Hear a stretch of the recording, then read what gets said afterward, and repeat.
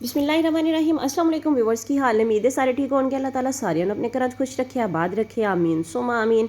ये तो व्यूअर्स ਅੱਜ बहुत ही ज़बरदस्ती चाय ਦੀ ਰੈਸਿਪੀ ਤੁਹਾਡੇ ਲਈ ਲੈ ਕੇ ਆਏ ਹਾਂ। ਕੜਕ ਚਾय, ਮਸਾਲੇ ਵਾਲੀ ਚਾय ਤੇ ਤੁਸੀਂ ਬਹੁਤ ਜ਼ਿਆਦਾ ਬਣਾ ਕੇ ਪੀਤੀ ਹੋਏਗੀ, ਅਦਰਕ ਵਾਲੀ ਚਾय। ਲੇਕਿਨ ਇਹ ਚਾय ਕਦੀ ਕਿਸੇ ਨੇ ਨਹੀਂ ਬਣਾਈ ਹੋਏਗੀ। ਮੈਂ ਦਾਅਵੇ ਨਾਲ ਤੁਹਾਨੂੰ ਕਹਿ ਸਕਦੀ ਹਾਂ, ਇੰਨੀ ਜ਼ਬਰਦਸਤ ਚਾय ਬਣੇਗੀ ਕਿ ਤੁਸੀਂ ਚਾय ਪੀਓਗੇ ਤੁਹਾਡੇ ਸਾਹ ਦੇ ਵਿੱਚੋਂ ਵੀ ਬਹੁਤ ਜ਼ਬਰਦਸਤ ਜੀ ਮਹਿਕ ਆਏਗੀ। ਚਲੋ ਦੇਖਦੇ ਹਾਂ ਆਪਾਂ ਇਹਨੂੰ ਕਿਸ ਤਰ੍ਹਾਂ ਬਣਾਇਆ। ਤਕਰੀਬਨ ਅੱਧਾ ਕੱਪ ਪਾਣੀ ਦਾ ਬੋਇਲ ਕਰ ਲਿਆ ਵਾ, ਉਹਦੇ ਵਿੱਚ ਅੱਧਾ ਚਮਚ ਪੱਤੀ ਦਾ ਸ਼ਾਮਿਲ ਕਰ ਦਿੱਤਾ ਵਾ। ਪੱਤੀ ਨੂੰ ਪੱਕਣ ਦੇਵਾਂਗੇ ਇਹਦੇ ਵਿੱਚ ਥੋੜ੍ਹੀ ਦੇਰ ਵਾਸਤੇ। ਬਹੁਤ ਹੀ ਆਸਾਨ ਜੀ ਰੈਸਿਪੀ ਆ, ਕੋਈ ਜ਼ਿਆਦਾ ਚੀਜ਼ਾਂ ਤੁਸੀਂ ਇਕੱਠੀਆਂ ਨਹੀਂ ਕਰਨੀਆਂ ਇਹਨੂੰ ਚਾय ਨੂੰ ਬਣਾਉਣ ਲਈ। ਲੇਕਿਨ ਇਹ ਚਾय ਜਿਹੜੀ ਆ ਤੁਹਾਡਾ ਮਿਹਦਾ ਵੀ ਜ਼ਬਰਦਸਤ ਤਰੀਕੇ ਦੇ ਨਾਲ ਠੀਕ ਕਰੇਗੀ। ਤੁਸੀਂ ਜਦੋਂ ਚਾय ਪੀਓਗੇ ਤੁਹਾਨੂੰ ਬਹੁਤ ਹੀ ਇੱਕ ਖੁਸ਼ਗਵਾਰ ਜਿਹਾ ਅਹਿਸਾਸ ਹੋਏਗਾ। ਬਹੁਤ ਹੀ ਜ਼ਬਰਦਸਤ ਟੇਸਟ ਬਣਨ ਵਾਲਾ ਵਾ ਚਾय ਦਾ।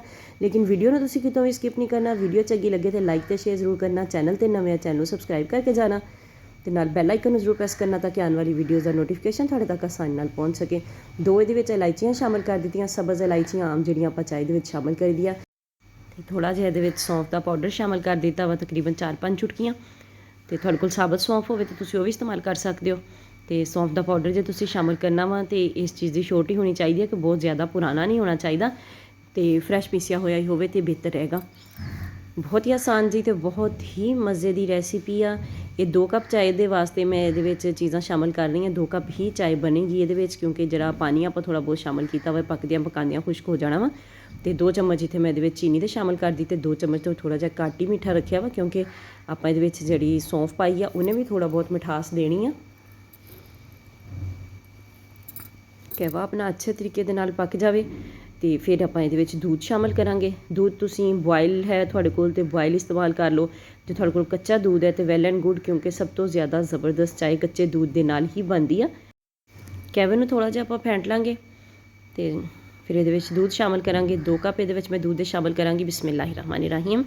ਕਿਉਂਕਿ ਜਿੰਨੀ ਚਾय ਨੇ ਪੱਕਣਾ ਵਾ ਤੇ ਕਹਿਵਾ ਵਗੈਰਾ ਵੀ ਪੱਕ ਗਿਆ ਵਾ ਤੇ ਜਿਹੜਾ ਥੋੜ੍ਹਾ ਬਹੁਤ ਪਾਣੀ ਆ ਇਹਦੇ ਵਿੱਚ, ਇਹਦੇ ਨਾਲ ਹਿਸਾਬ ਕਿਤਾਬ ਸਹੀ ਰਹੇਗਾ ਬਿਲਕੁਲ। 2 ਕੱਪ ਦੀ ਆਪਾਂ ਮਟੀਰੀਅਲ ਸ਼ਾਮਿਲ ਕੀਤਾ ਤੇ 2 ਕੱਪ ਪੂਰੇ ਹੀ ਚਾय ਦੇ ਇਹਦੇ ਨਾਲ ਬਣਨਗੇ।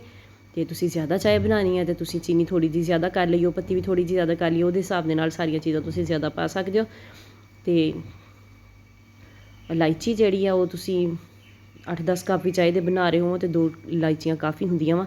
ਲੇਕਿਨ ਮੈਂ ਇਹਨੂੰ ਜ਼ਰਾ ਲੈਦਾ ਫਲੇਵਰ ਨਾਲ ਬਣਾ ਰਹੀ ਹਾਂ, ਇਸ ਲਈ ਮੈਂ 2 ਕੱਪ ਦੇ ਵਿੱਚ 2 ਇਲਾਇਚੀਆਂ ਸ਼ਾਮਿਲ ਕੀਤੀਆਂ ਵਾ। ਚਾय ਨੂੰ ਅੱਛੇ ਤਰੀਕੇ ਨਾਲ ਬੋਇਲ ਆ ਰਿਹਾ ਵਾ ਤੇ ਇਹਨੂੰ ਇਸੇ ਤਰੀਕੇ ਨਾਲ ਆਪਾਂ ਫੈਂਟੀ ਜਾਵਾਂਗੇ।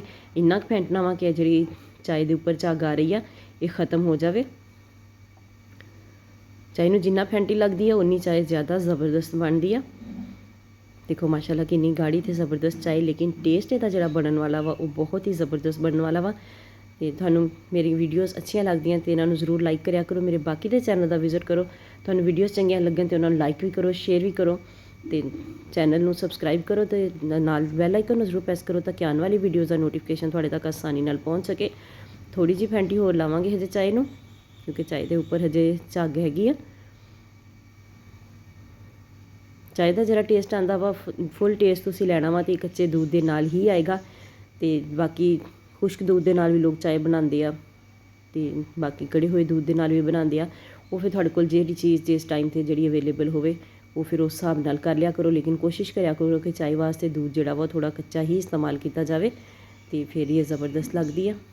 ਨਾਲੇ ਚਾय ਨੂੰ ਜਿੰਨਾ ਪਕਾਓਗੇ, ਜਿੰਨੀ ਕੜੇਗੀ ਉਨੀ ਜ਼ਿਆਦਾ ਜ਼ਬਰਦਸਤ ਲੱਗੇਗੀ।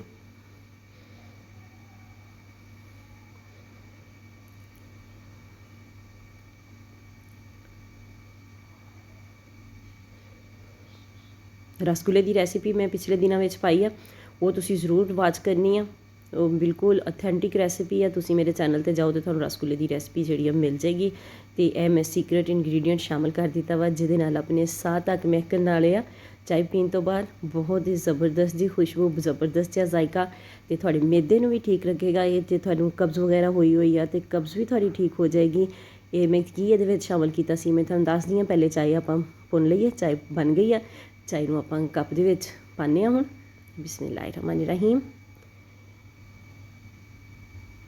ਤਕਰੀਬਨ 2 ਤੋਂ 3 ਚਮਚ ਤੋਂ ਇਹਦੇ ਵਿੱਚ ਮੈਂ ਗੁਲਾਬ ਦੇ ਅਰਕ ਦੇ ਸ਼ਾਮਿਲ ਕੀਤੇ ਸੀ ਬਿਲਕੁਲ ਐਂਡ 'ਤੇ, ਜਦੋਂ ਚਾय ਆਪਣੀ ਪੱਕ ਗਈ ਤੇ ਗੁਲਾਬ ਦਾ ਅਰਕ ਸ਼ਾਮਿਲ ਕੀਤਾ ਇਹਦੇ ਵਿੱਚ ਥੋੜ੍ਹਾ ਜਿਹਾ। ਇਹਦੇ ਨਾਲ ਤੁਹਾਡਾ ਪੇਟ ਵੀ ਸਾਫ਼ ਹੋਏਗਾ ਤੇ ਥਕਾਵਟ ਵੀ ਦੂਰ ਹੋਏਗੀ ਤੇ ਇੱਕ ਜ਼ਬਰਦਸਤ ਜੀ ਖੁਸ਼ਬੂ, ਜ਼ਬਰਦਸਤ ਜਿਹਾ ਅਰੋਮਾ ਤੁਹਾਨੂੰ ਚਾय ਦੇ ਵਿੱਚੋਂ ਮਿਲੇਗਾ, ਜਿਹੜਾ ਕਿ ਹੋਰ ਕਿਸੇ ਵੀ ਚੀਜ਼ ਦੇ ਨਾਲ ਇਹ ਫਲੇਵਰ ਨਹੀਂ ਆਉਂਦਾ।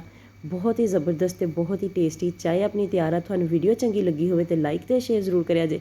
ਚੈਨਲ ਤੇ ਨਵੇਂ ਆ ਤੇ ਚੈਨਲ ਨੂੰ ਸਬਸਕ੍ਰਾਈਬ ਕਰਕੇ ਜਾਇਆ ਜੇ, ਨਾਲ ਬੈਲ ਆਈਕਨ ਨੂੰ ਜ਼ਰੂਰ ਪ੍ਰੈਸ ਕਰਿਆ ਜੇ ਤਾਂ ਕਿ ਆਉਣ ਵਾਲੀ ਵੀਡੀਓਜ਼ ਦਾ ਨੋਟੀਫਿਕੇਸ਼ਨ ਤੁਹਾਡੇ ਤੱਕ ਆਸਾਨੀ ਨਾਲ ਪਹੁੰਚ ਸਕੇ।